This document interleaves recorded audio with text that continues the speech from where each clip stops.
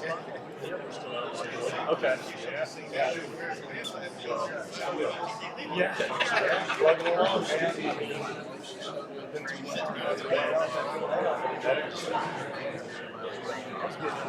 What you got?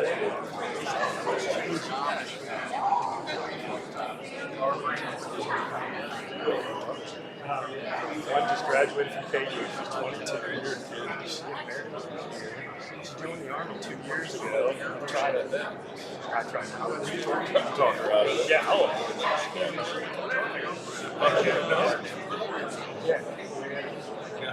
Oh, yeah. I'd like to know what it sounds like when he takes it back to my apartment 25 years ago and he was flying over my roof. He's checking us. Yeah. Just making sure everything was okay. Making sure it was up for 2 times. Yeah, actually. Yeah, right. Yeah, actually retired in 05. Retired in 05. Yeah, 05. Pharmaceutical company called Azurity. Yeah, so I bounced around. It's crazy. One company that I thought was going to be forever company. Never had a layoff. Massive layoff by 1,500 people. Half of them. So, going to a small company, they had a layoff. There was another big company. It's just kind of been the last 8 years. I think the company started out as a startup. It's called Azurity, but it's been called a couple other things. It's owned by a big investment group, NovaQuest. Yeah.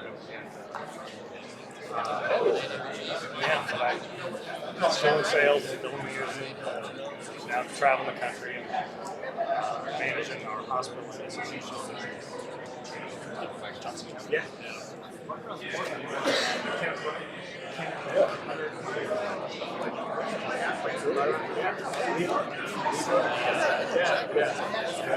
Right about Blue Valley High. Yeah, exactly right. Yeah. Exactly right. That's where I went to high school.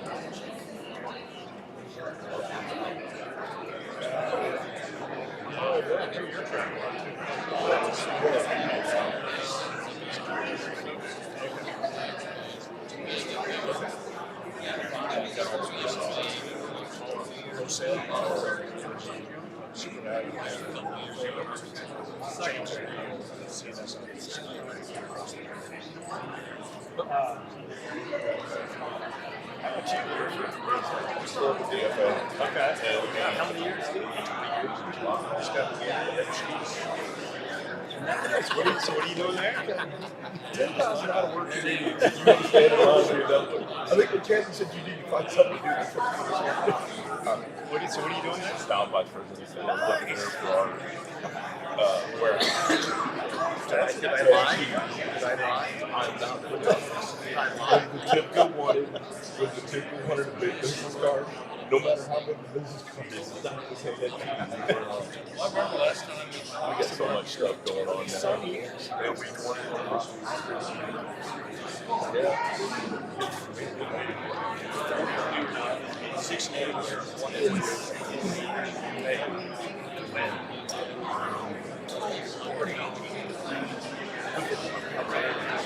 Talk to everybody else.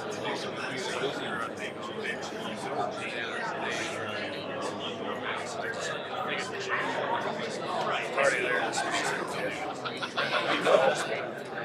It was that small little word market. Then we worked into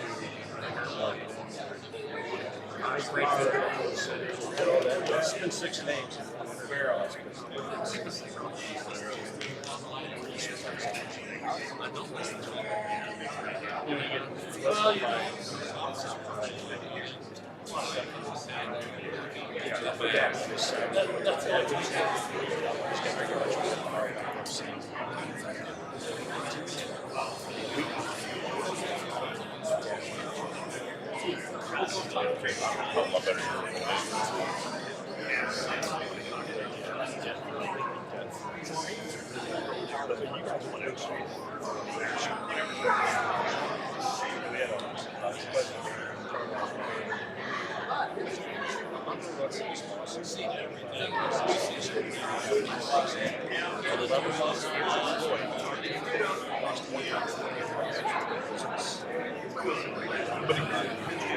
Yes.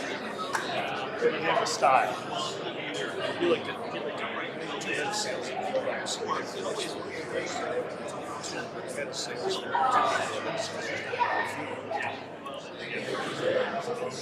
They were talking about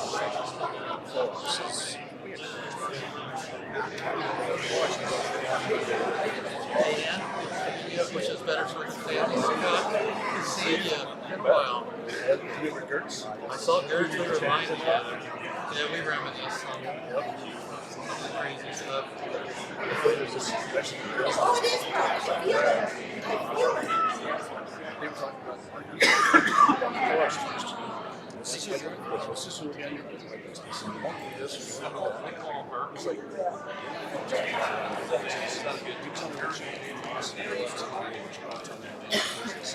absolutely nothing. And they got upset. He's like,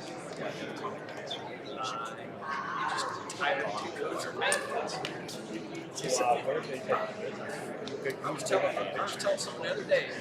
No, excuse me. That we had lived there for 30 years. I said,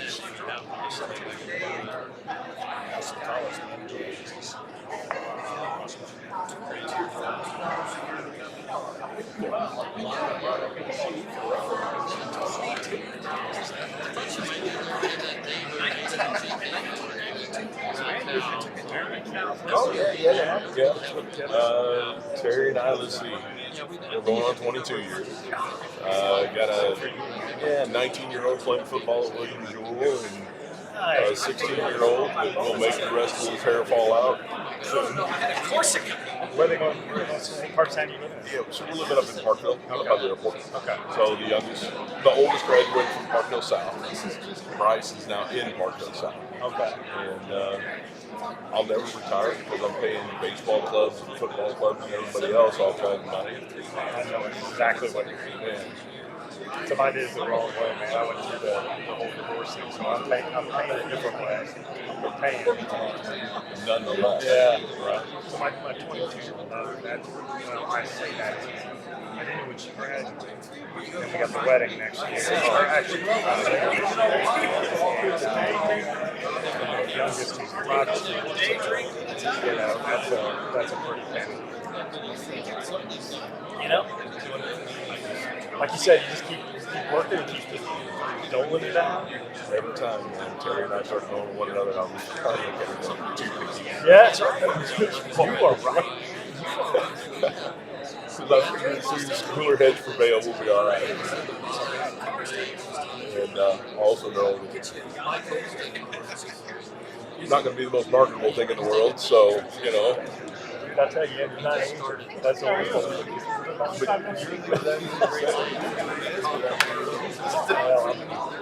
over here.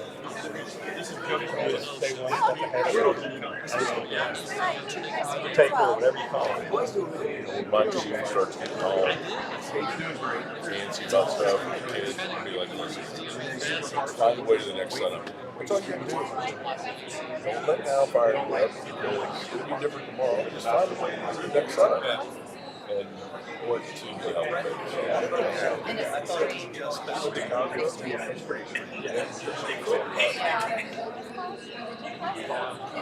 all very Christian. Reading from the Bible.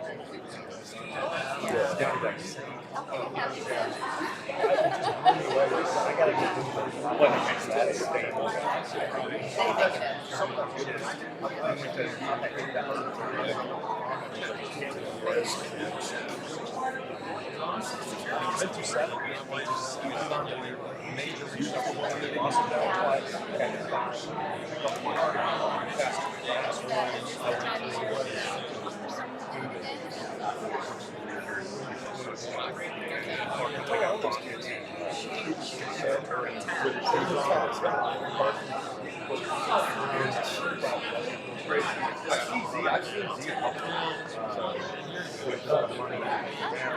I get the to take some time and change it. You know, on that PE side, get a piece of the equity as part of the stay on the deal. That's when it takes on a different meaning. So I would imagine,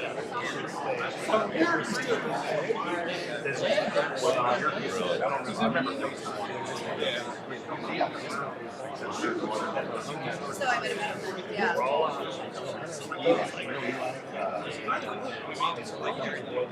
Nicole's last name is going to be different. Could you just hold it for 50 cents over anything?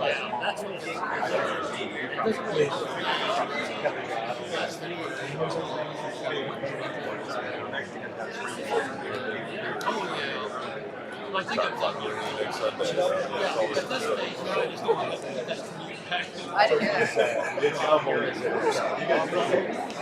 Yeah, so our corporate headquarters That's why you're living there.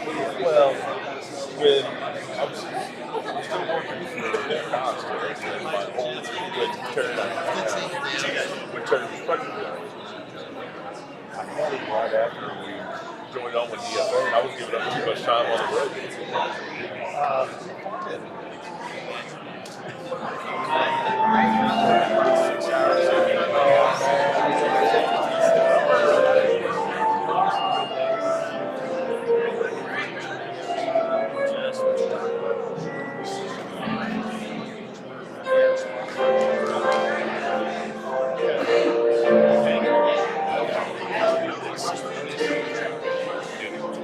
Just have to do our best.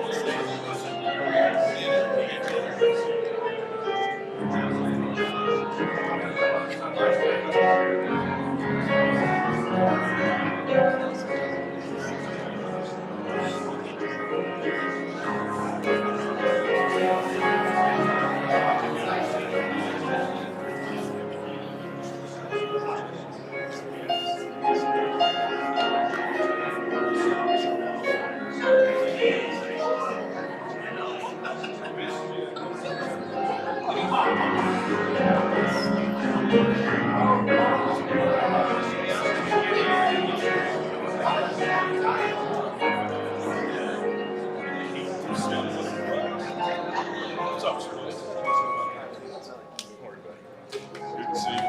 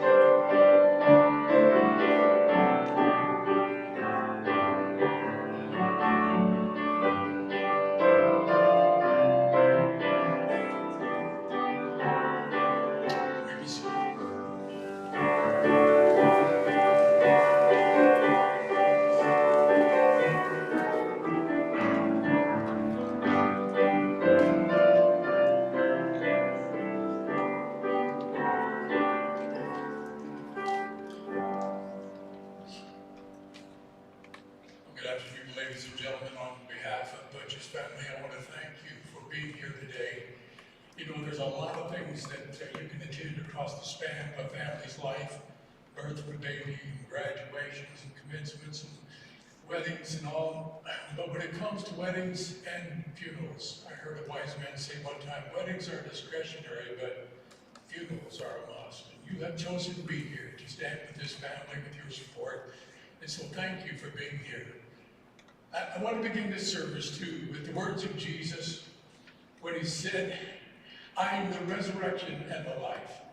He who believes in me, even though he dies, yet shall he live. We know that Butch is more alive today than he's ever been, and all that God has for him. We stand confident in the words of Jesus when he said, don't let your hearts be troubled. He said that to his disciples right before he left to go to heaven. He said, don't let your hearts be troubled. If you believe in God, believe also in me. Went on to say, in my Father's house there are many mansions, many rooms, and if that were not so, I would have told you. But I'm going away to prepare a place for you, and I'll come again, so that where I am, there you may be also.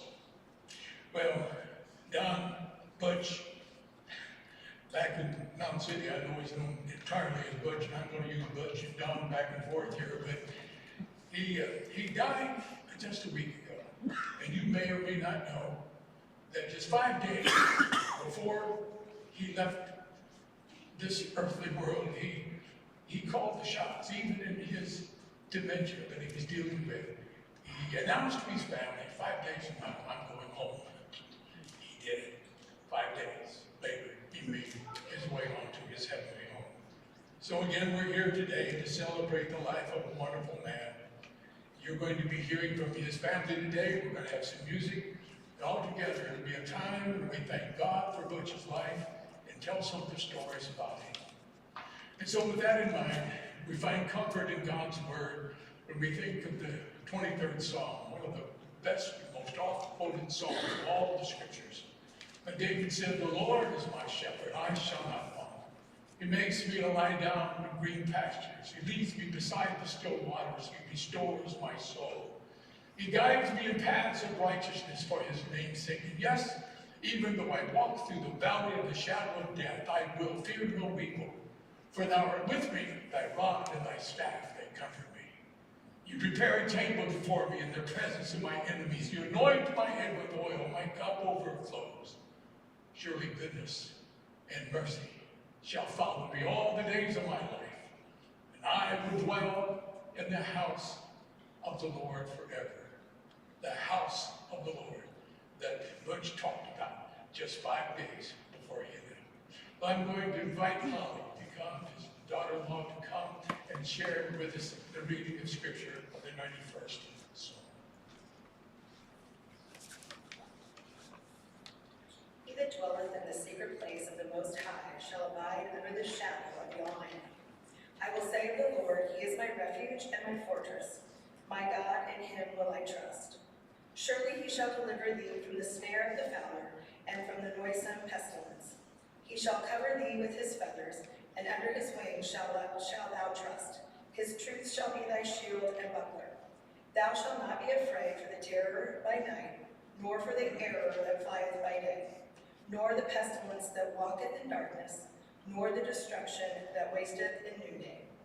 1,000 shall fall at thy side, and 10,000 at my right, but it shall not come nigh thee. Only with thine eyes shalt thou behold and see the reward of the wicked, because thou hast made the Lord, which is my refuge, even the Most High, thy habitation. There shall no evil befall thee, neither shall any plague come nigh thy dwelling.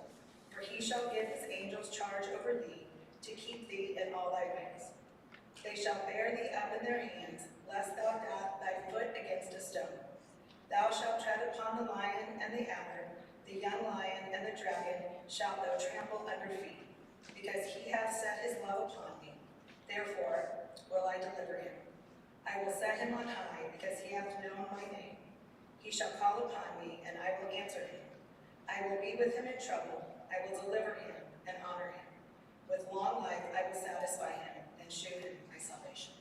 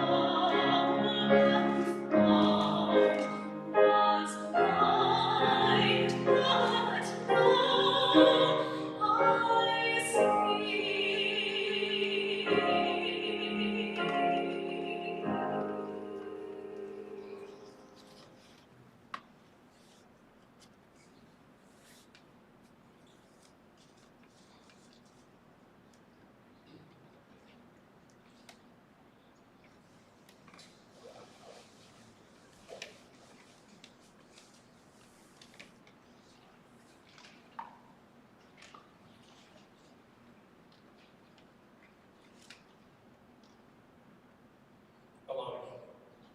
Mackenzie, that was awesome. Thank you.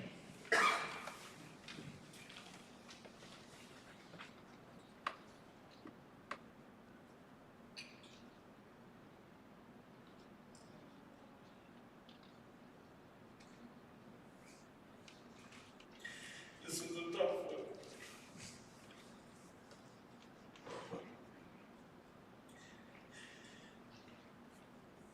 But this truly is a celebration of life. When I look at all these people that I spoke to coming through this line, all I can think of, man, my dad will love this. He'd been working this room, trying to sell cars. And he would have loved every minute of you being here. In case I can't get through this, the backup plan is Don McCarty Jr. sitting down here in the front row. But this is important for me to do, and I'm going to do my best. Alzheimer's is a journey. It's called the long goodbye.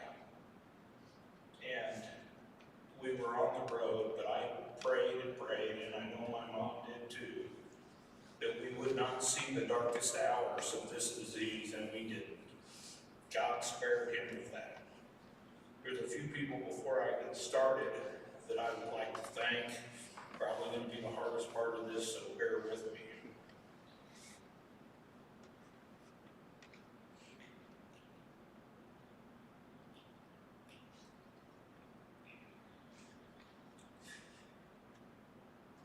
To my mother.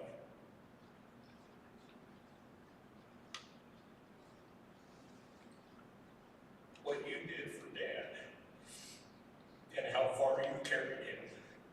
And every night you gave him a chance to sleep in his own bed is something that I'll never forget. You were his lifeline to the world. You and I were forced to make some pretty tough decisions the last 13 months, but we did it side by side, and there's no regrets. He loved you with all of his heart, and I love you too. Thank you. To my wife, Holly. Wow. Thank you, thank you, thank you. I know how difficult these last 2 years have been. Living with me as Dad battled through this disease. You're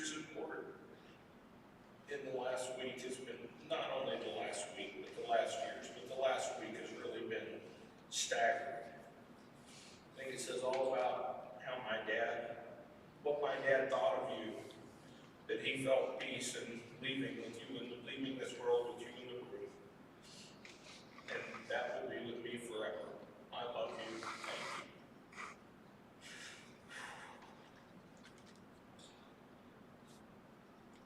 you. To my boys.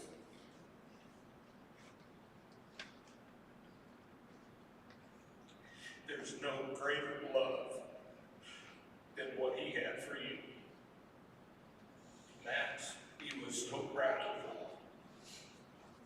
I'd say you got 98% McCarty genes. And he was so proud that you were a Jayhawk. He was so proud that you got a great job at Lockton. And he couldn't brag enough about it. I know you've got many great memories with him that will last a lifetime. And your support these last few months, when I was putting pressure on you to go with me over there to see you, will be with me forever. Thank you.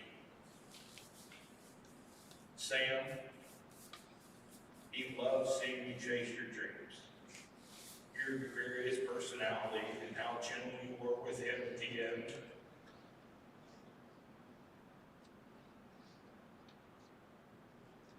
Was amazing. You know, a funny story about Sam and my dad. In case you've lived under a rock for the last 20 years, my dad was a Jayhawk. And he loved the Jayhawks. Well, he had Max cornered as a Jayhawk from the time he was about 2 days old. And of course, when Sam came along, Sam decided that he was going to be a Missouri Tiger. And Sam wanted a Missouri Tiger hat for Christmas. And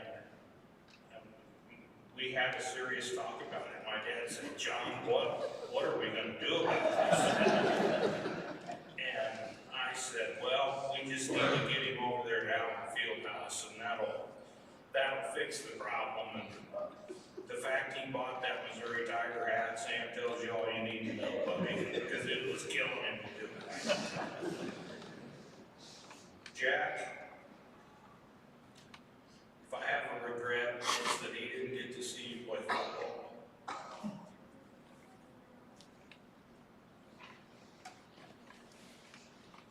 He would have been so proud of you and the type of kid you are, just like the coaches in your program.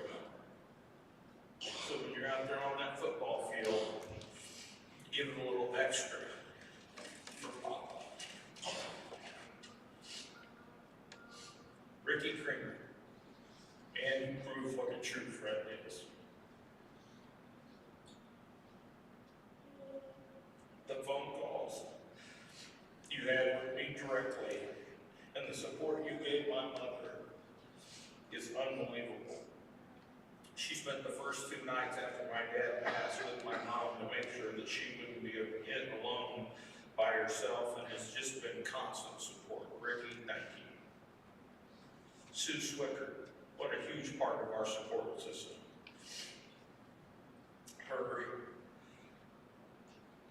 You've just been such a positive impact for as long as I can remember, and I know how important Ricky and you are going to be in the next few months moving forward. Thank you. My cousin Andrew Ware. You're like a daughter to my mom and to my dad. Andrea has a big corporate job down in Austin, but she would call my mom every day on the way home from work. And I can tell you, it made a difference. Uncle Ronnie and Dora, I don't know how many nights you were up here, spending the night with my mom, comforting her, comforting my dad, and we couldn't have done it without you. Thank you. Janice was one of mine. She could not be here today. Hopefully she's watching the streaming service. Janice, a lot of people compliment me on the eulogy. Brad Mitchell is the only person that realized I didn't write that eulogy. Someone else did. So she did a great job with that, and she was one of my dad's first friends and longest friends throughout his life. Dick Meek, my dad's best friend for 50 years. And the whole Meek family means more to their like family. Dick, I know you're listening. I wish you could be here. My dad loved you dearly. Dan Karst. Dan was one of my dad's key players in his business and a partner in the business. And when my dad retired, Dan kept my dad in the loop in that company forever. Holiday luncheons, phone calls about changes that were being made. And it made him feel like a big deal. And I will forever be grateful for that. Thank you, Dan. To my friends, Mike Hedgecock, lifelong support system. We're both only children. We grew up together. We know we're a phone call away. I recently did a eulogy of his father's service, and I love you, Hedge. Scott Green, known by many here as Greeny Kid. God defined what a friend was when he built you, my friend.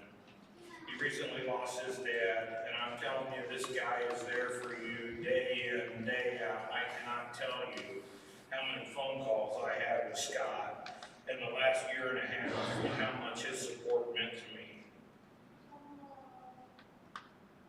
And last but not least, Scott Dunn. Scott refers to himself as my life coach. Let me tell you, if this guy's your life coach, you got some big problems. But Scott's a great listener, usually about 11 o'clock every morning. Long phone calls, great advice, and just there for me day in and day out. Scott's also my league partner at Falcon Ridge Golf Course, and I had a tough year. Distracted, head wasn't in the game. So I know, Don, you're probably out there thinking, well, now that we have some heavenly support, we're going to do better next year. Well, let me tell you, pal, my dad was not a good golfer. If there was one thing he couldn't do, that was golf. He made a world in IT at Acosta look like Tiger Woods, and that's hard to do. So maybe moving forward, you should just pray to that golfing genie that was with us on our last round of the year. You know, the one I shot 81 and you shot 83, that golfing genie. Well, let's hope he's with us moving forward because we're going to need him.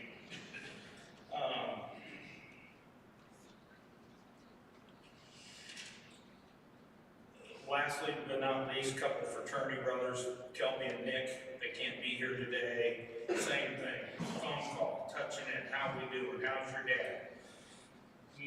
Means a lot. And I'd like to thank Maggie's Place. That's where my father spent his final 5 months, and he was happy there. We had a tough run at the place he was at before, but I'm telling you, this place is unbelievable. Down the stretch, coming home, they were by our side, and I'd specifically like to thank Angela, as her name applies. She's an angel. She was with us for 30 hours. She left when my mom and I left, and was there by our side down the stretch. My dad wrote the book on being a dad. He led by example. He worked hard. He was tough. He was fair, but he was also loving. It never ceases to amaze me when I run into old friends that the first question is always, how's your dad? Some of my earliest memories of my father were as a Blue Valley Outlaw soccer coach with Al Birch. He was intense, but he taught a bunch of boys one thing, how to compete. I guarantee you a lot of kids on that team carry that with them today. My dad was a proud American. He was a staunch Republican. He loved the 4th of July. At his retirement party, which was a roast, the big joke was deep pockets and short arms, meaning he was tight. Well,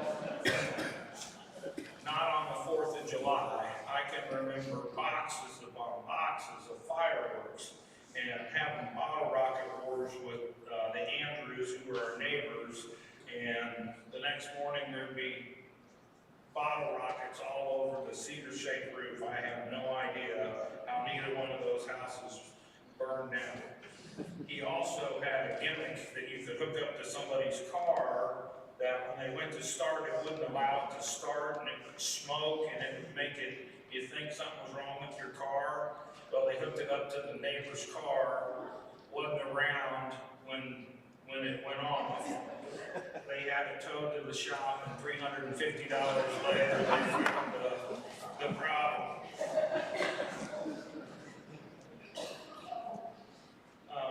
My dad loved cars, more cars than you could shake a stick at. He loved to negotiate. He loved the art of the deal. He used to embarrass the heck out of my mom trying to buy a car. He made 11 counter offers on a cheap Cherokee. She tried to leave the office more than once. She thought the deal was done, and so did the car salesman, and then we started negotiating on needing the full tank of gas before we left the deal. His closest friends in his life were Dick Meek, Jim Hedgecock, Kenny Swickard, and several others, Jim Creamer. He enjoyed these guys a ton outside of work. You know, I got 2 texts from friends that meant a lot to me, and I'm going to share one now. John, your dad was a good man. I'll think of him every 4th of July. Every time I see KU basketball, every time I see a man with that knowing smile that's up to something, I laugh now and just think of that smile, a smile that instantly reminds me of you. I remember a conversation I had with him years ago. He was absolutely glowing, talking about Max, telling me how he was a born debater, persistent, gritty, fearless, all the traits he got from you and your dad. I remember then thinking how much I wish my boys had a grandpa, because that love and pride from your dad to Max was the most pure and true I'd ever heard. The cool part is every time you're reminded of him, and every time your boys are reminded of him, he will be there, and that never goes away. Anthony, thank you so much for that text. There's no bigger sports fan than Don McCarty. First to arrive, last to leave. He loves the Jayhawks, he loves the Chiefs, and he loves the Royals. Fortunately, I was the biggest beneficiary of his love of sports. We had some great trips and saw a lot of great games. He loved to tailgate and entertain. Some of the notable games that stick in my mind are a road trip or plane trip down to the AFC Divisional Championship in Houston with Joe Montana and Marcus Allen. Game 7 of the 1985 World Series. 1988 championship game at Kemper Arena with the Jayhawks. Who gives their son better seats than what they had? He sat up top, I sat at about 10 rows up at mid-court. Final Fours in Indianapolis, 1991, 2002, 03 in New Orleans, 2008 National Championship game in San Antonio. Let me tell you, he just had his knee replaced, and he wasn't very stable. But once we won the championship, the party was on. He was on the river walk, and I had to push him to the inside because I was worried he was going to fall in the darn river. We suffered through tons of heartbreak at Arrowhead Stadium, as many of us have. And I remember one day pulling the driveway to pick me up, and it was when Matt Castle was the quarterback. And I come out to the truck, and he said, I used to have a duck call that I would blow when Castle tried to throw a pass. And he said, let's leave the duck call at home.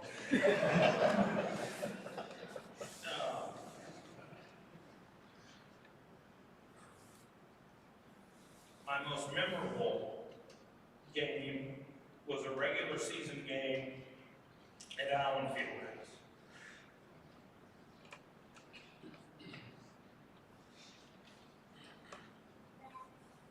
I had a client that was a big donor, had front row seats at center court behind Fran Fischella and the crew. I knew my time was running short. And I said to him, I said, Jeff, if you ever have a chance, if you ever have tickets to a game, I'd love to take my dad and sit in the front row. The next day, those tickets were in my inbox, and we went over there and sat center court, front row, went to the Donors Club, had a feast, had a couple of cocktails, and after that game was over, we sat there for 45 minutes.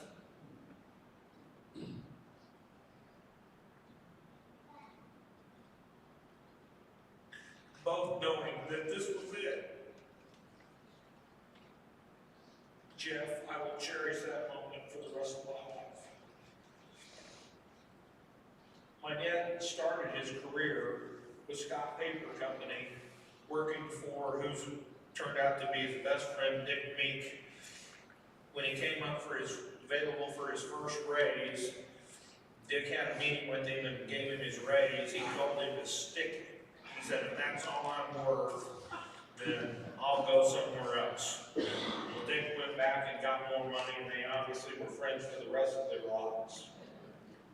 He was calling on AWG for Scott Paper Company, and he was recruited by Jack Schwindler, who was also famous for Marina Grogan Galley, who's owned one of the largest food brokers in the Midwest. Jack proved to be hard to work for. So finally one day my dad said, Jack, get in the car, we're going for a ride. And it was downtown and they went for a ride. And he basically told Jack, listen, if you don't get off our butt, we're gonna go buy our own company.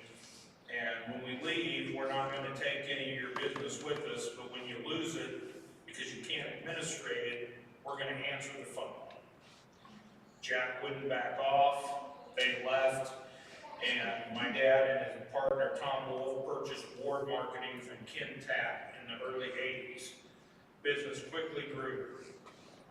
And sure enough, the phone started running. Within a few years, they were the biggest dry grocery food broker in Kansas City. The banner day for Premier Marketing as it evolved into when I was a freshman.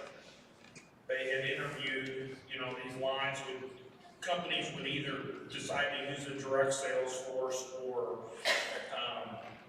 eliminate a sales force or change a broker, and these big lines didn't come available very often. And within a period of 2 to 3 weeks, they had some of those guys who were part of that interview are here in this room today. They interviewed for Quaker Oats, American Home Foods, and Del Monte. And I was in North Texas, and I kept calling daily, what'd you find out, what'd you find out? Well, about 3 weeks later, they found out on the same day they got them all. And Premier Marketing was off to the races. I got a text from one of the guys that used to work for my dad that I'd like to read. The years I worked for your dad were the favorite years of my life by far. Work years of my life by far. Your dad provided me with opportunity that enabled me to grow and develop a job to a career. Your dad was a great mentor and also a great friend. Your dad believed in me and what I could do and encouraged and equipped me to be successful, putting his full trust in me as an employee and a person.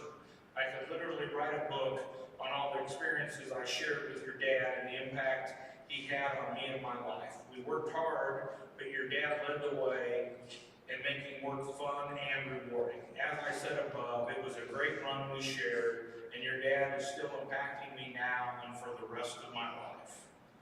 And that's the kind of guy he was. He had many great traits, but his biggest trait, best trait, was a leader of people. First light on, last light off. With the exception of my father-in-law, I've never known anybody that worked as hard as my dad worked. He loved practical jokes, and you better be on your toes at all time and have thick skin because they were coming right after another. We had an office full of big mix of Missouri and KU fans, or as he referred to them as misery. And I can tell you, after any big KU win or any big Missouri loss, he had on his bright KU jacket and would walk down the hall, making sure that he was well seen. He loved it. He also loved to play Irish poker with a lot of people in this room when he would go on some of your road trips. But what you don't know is he had somebody at the bank that used to keep the special bills set aside with the right numbers on them. There was a reason you could never beat him in Irish poker. He had somebody at the bank in his back pocket. He loved the Big 8 and Big 12 tournament. Some vendor was getting charged for a suite, I guarantee it. And I mean, he never missed a game from the first tip to the last tip. If you were invited to the suite, you better have $20 to put in the hat because you were gambling on what the final score of the game would be. Well, I can tell you, and the guys who were part of that can tell you, he won about 90% of the time. And he'd make a big deal, whether it was customer, client, vendor money, counting out the money, putting it in his big front pocket, and just loved every minute of it. You know, there were 2 or 3 epic pranks that I want to share. One of the guys that worked with us was a huge St. Louis Cardinal baseball fan. And he had a baseball signed by Lou Brock that he kept in the front top right-hand drawer of his desk. And he'd show it to anyone. It was his heart and soul. Well, somehow they got a hold of a baseball that looked just the same. They forged Lou Brock's signature on it, and underneath it wrote, "Sucks," in big Sharpie pen. Switched the baseballs out. About 2 days later, Dad brings somebody into the office and said, "Hey, so-and-so's never seen that baseball. Would you mind showing it to him?" Then he reached in that drawer and pulled out that baseball that now has had Sharpie written it. I mean, you could see his heart sink into his belly. And I can hear my dad's cackle as I stand up here today. You know, also on Administrator's Day, where you take all the staff out for lunch, they love to give it right back to him. We were Apollo and Bill's, and while he was in the bathroom, they slipped the waitress $20 bills to tell him when the bill came back that his credit card had been declined. Well, he never broke a sweat. Said, "Well, there's clearly a problem." Put that credit card back in, got out another one, and they never got the response that they wanted to. You know, one of the best stories of my dad was at the 1985 World Series, and he was over there with Denny Walsh, who worked at Scott Paper Company, and big Cardinal fan, and I'm sure that was getting charged as strong hard dog food because they have a division over there in St. Louis. Anyway, as Denny was telling me the other day, the Royals were down 3-0, and they won that 4th game to make it 3-1 and went on to win the World Series.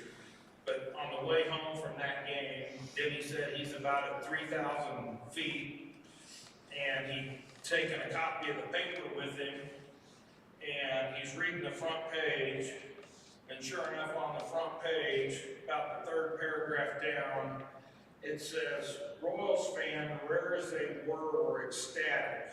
Don McCarty, food broker from Kansas City, pulling in his shiny Royals jacket near the end of the game, appeared delighted with himself and his team. We're taking this thing back to Kansas City," he said confidently. "This is fantastic. Tonight I'm having me a great big Kansas City strip and some of Augie's beer to celebrate, and that guy over there is buying."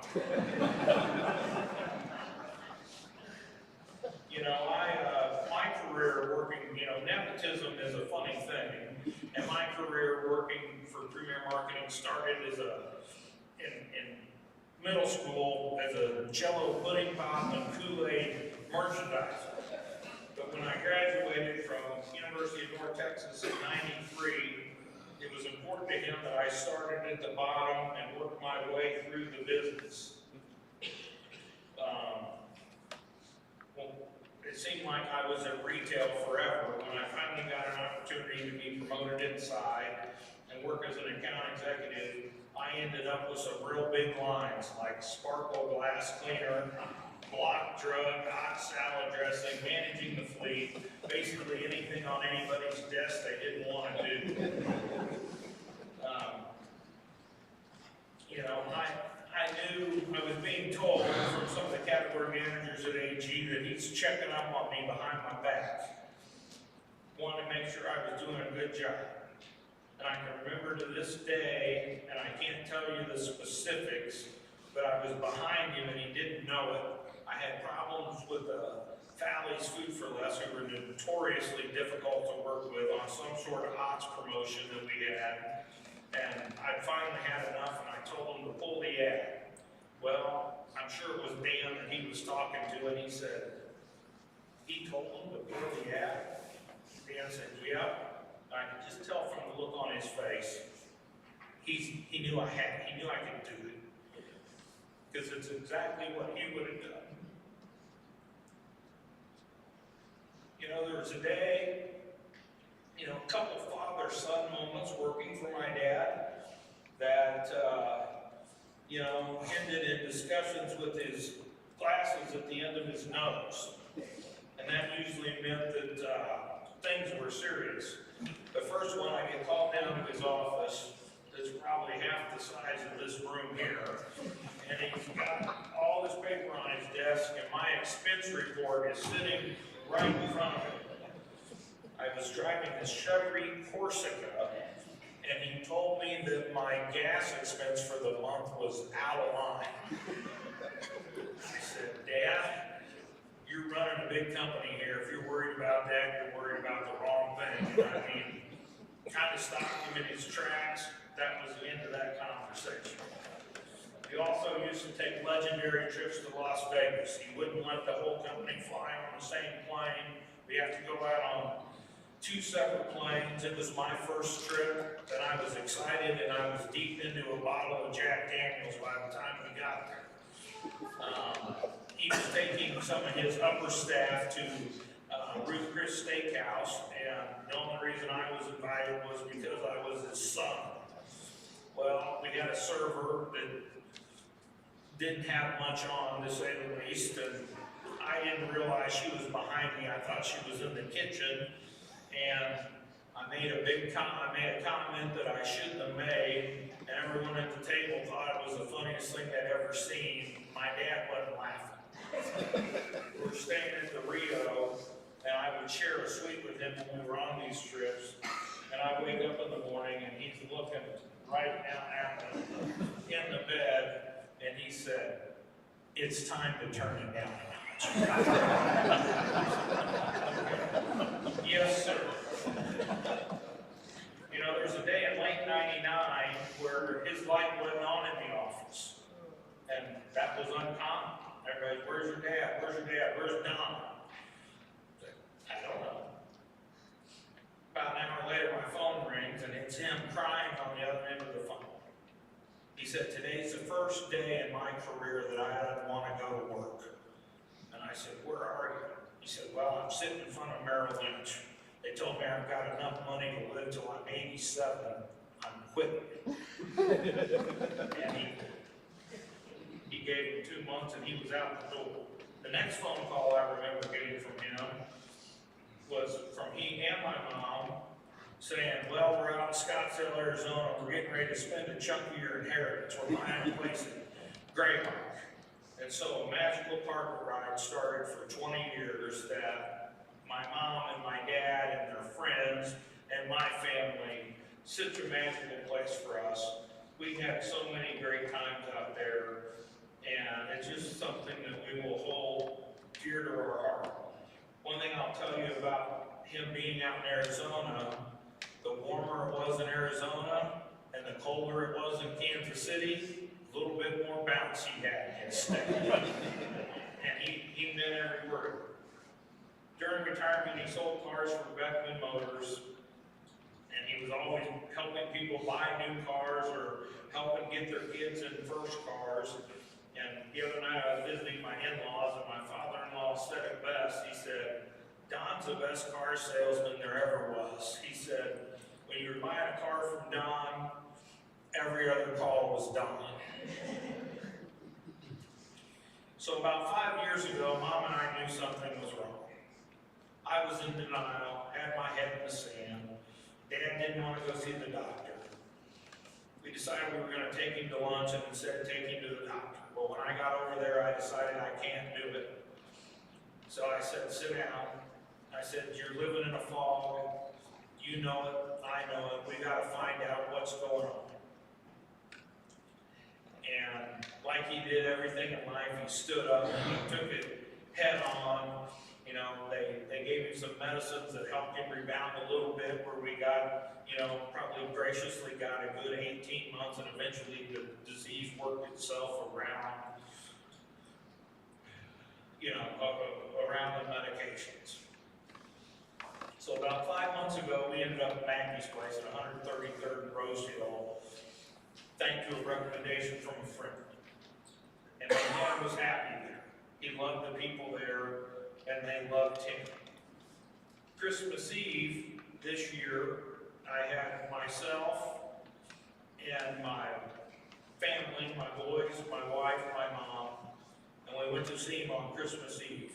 And I'm telling you, he was as clear as he had been in months. It was almost like a piece of my dad was back. And we had such an awesome visit. And I told my wife that night, I said, you know, I might not be able to spend Christmas with him again. I want to go back over there with my mom tomorrow. So here's my mom and my dad and I sitting in the room at Maggie's place. And he looked at me and he said, John, I'm going to be home in 5 days. And I said, you know, Dad, I hope you are. And my mom's holding his hand and said, oh, I hope you are too. And then I'll never forget, he looked me square in the eye and he said, I'm going to do it. And I said, I hope you are. Well, he died 5 days later on December 30th. And on that morning, about 5 a.m., I was worn out, and I'd been there for hours. I had my mom texted my wife at 4:45 in the morning and said, I need some help. I need an hour. So my wife came up there to be with my mom, and I got ready to leave. And I said, Dad, I'm going home to shower. I'll be back in an hour. If you're gone when I get back, it's okay. I'll see you on the other side. And I not only believe that, but I'm counting on it. Thank you guys for being here.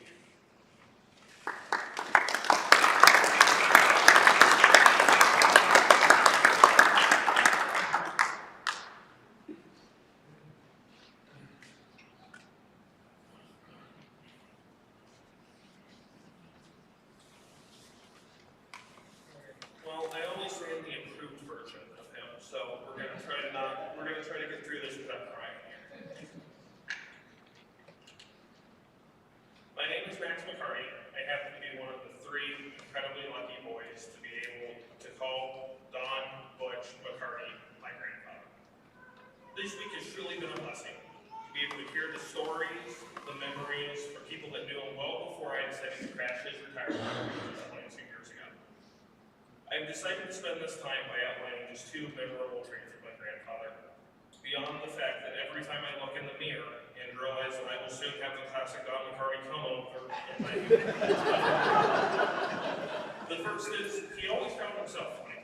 Maybe others did not, but he certainly did. I'm sure this one I can do a surprise to many that I'm about to share this story, but a little over 5 years ago, my freshman year of college, I was back in school. He had just been diagnosed, probably 5 months prior, And anyways, we're on our way to get Spin Pizza. My grandma and my grandpa picked me up here on, 69 Highway before 135th. And my grandma's talking about that their anniversary is coming up. He's sitting diagonally right in front of me, turns, winks at me, and goes, well, Linda, when's our anniversary again? I can't remember. Now, he certainly thought he was hysterical. If you know my grandma at all, as we're 5 months into processing this, she did not find it so funny that day. But he certainly did. The second is, man, he knew how to wheel and deal.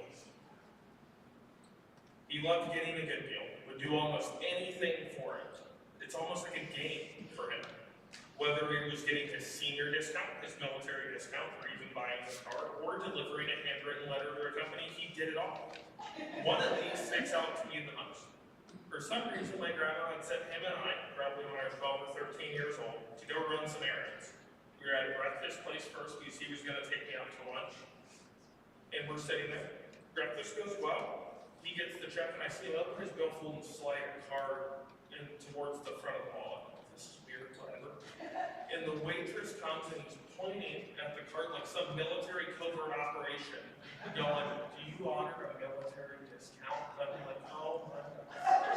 And, that was Butch, that was my grandfather. And the second errand we ran that day, he walked in through the military ID on the card and looks at the cash. The 15-year-old cashier goes, do you do a military discount?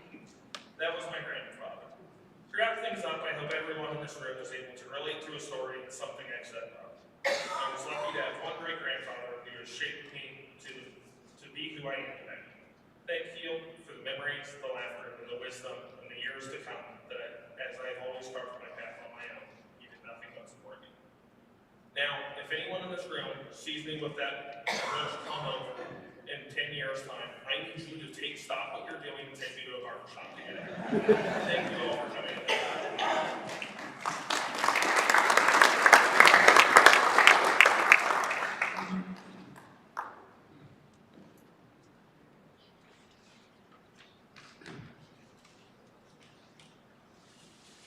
Well, these are wonderful stories. Thank you. I want to encourage all of you, going into the future, to remember a couple things. Don't forget to say Butch's name. And more importantly, continue to tell the stories. And I'm sure you felt it as John, as he was talking, all these stories, it felt like he was walking right into the room on the strength of the stories. And that's what happens. And by the way, lest I forget it later on, you're all invited to continue the storytelling at Johnny's Tavern over at 119th Street when we finish here in just a few minutes. But I want to go back to what John said at the close of his remarks. When he talked about the resurrection, seeing Dad over on the other side, when he said, I'm not only believing that I'll see you, Dad, but I'm counting on it. That's something that is a stretch of the mind. We just have a hard time getting our minds around that. And real briefly, I want to mention the fact that St. Paul had that same kind of trouble with people that didn't believe in the resurrection. He would often start a church in a locality and then he would move on to another place and keep going. He was an evangelist. But St. Paul often would hear stories and rumblings about the fact that there were people where he had previously been that did not believe in the resurrection. And so he wrote back to the people in the Corinthian church, and he had something to say about that, and he addressed it. And I think it's important in this setting to mention it here. He said, some skeptic is sure to ask, and I'm using the Message translation here. He said, some skeptic is sure to ask, show me how the resurrection works. Give me a diagram. Draw me a picture. What does this resurrection body look like? If you look at this question closely, you realize how absurd it is. There are no diagrams for this kind of thing, but we do have a parallel experience in gardening. You plant a dead seed, and soon there is a flourishing plant. There was no visual likeness between seed and plant. You can never guess what a tomato looks like by just looking at a tomato seed. What we plant in the soil and what grows out of it don't look anything alike. The dead body that we bury in the ground and the resurrection body that comes from it will be dramatically different. To illustrate this, I've brought a little pot here, and I've got some seeds here, and I'm looking at these beautiful flowers, beautiful array of flowers that we have all over here. You know that they didn't start this way. They started when a gardener somewhere, someplace, took seeds and placed them in the soil, covered it over, and waited for God to bring the sunshine and the rain. But there was a day, there was a moment when that dead seed popped and something happened, and out came from that dirt a new beginning, a green shoot that came up and developed into what we look at here today. And so Paul mentions that. He says that's a parallel experience that I want to point out to you. It looks like it's over with. It looks like it's dead. It's gone. It's forever lost. But he said, oh no, there's another day coming. In our Methodist hymnal, if you want to look at it, you could, page 707, there's a hymn of promise that captures this very thought. He said, it goes this way. In the bulb, there is a flower. In the seed, an apple tree. In cocoons, a hidden promise. Butterflies will soon be free. In the cold and snow of winter, there's a spring that waits to be unrevealed until its season, something God alone can see. The next stanza, there's a song in every silence, seeking word and melody. There's a dawn in every darkness, bringing hope to you and me. From the past will come the future. What it holds, a mystery, unrevealed until its season, something God alone can see. In our end is our beginning, in our time, infinity. In our doubt, there is believing. In our life, eternity. In our death, a resurrection. At the last, a victory. Unrevealed until its season, something God alone can see. John, I don't know what heaven's like, but we do have some glimpses, and I was thinking of you when you were talking about Dad going to your soccer practices and your game. A lot of times dads can have a hard time making it to the games, but I think he made the point to get to the practices too. As you said, he wrote the book on being a dad.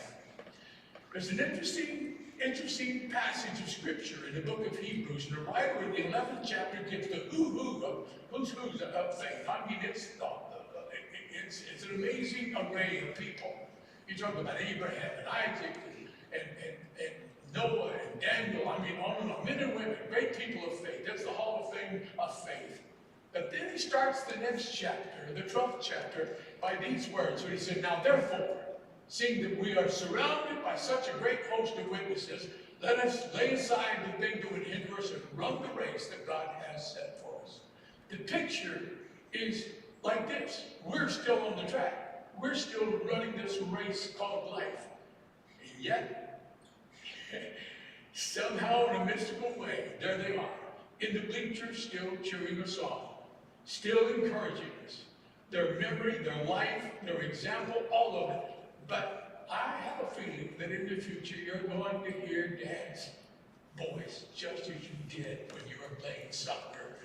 You'll hear him yelling out, go for it, John. Same with grandsons, great, those of you that love him. You'll hear him, you'll hear his words, you'll sense his example of what he does. And I want to encourage you, keep going, keep doing the right thing. Love your family, love God. He was a wonderful man, and he now is resting there in all that God has for him. And yet his presence is still being felt.